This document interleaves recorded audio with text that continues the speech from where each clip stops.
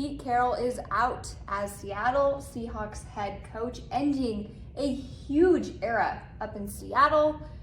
When this happens, whose names pop in your mind first? Yeah, in my mind, Dan Quinn happened, but then I got a text and Dan Quinn happened. Dan Quinn, the Dallas Cowboys defensive coordinator and the former top aide for Carroll, a source tells me, is immediately on their wish list in Seattle.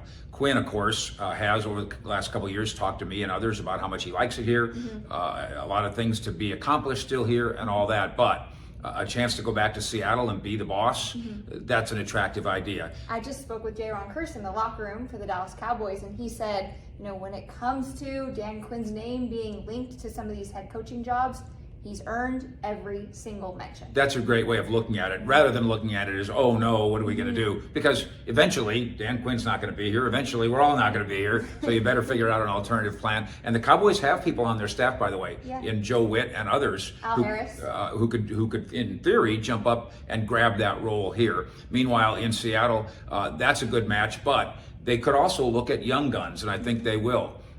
That list would include Eric Bieniemy, the Washington offensive coordinator, who has never been a head coach before, did not call plays in Kansas City, but that resume as a Mahomes guy and as an Andy Reid guy, that's pretty good.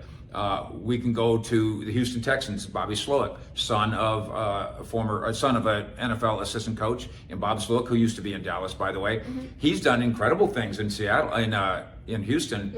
Here comes C.J. Stroud, and C.J. Stroud looks like a 10-year stud. Sure. And Bobby Slowick, who of course previously did great things in the 49ers organization and therefore knows the NFC West. That's a viable idea. We should also mention this, that Pete Carroll at age 72, saying goodbye. He'll move up and be an advisor.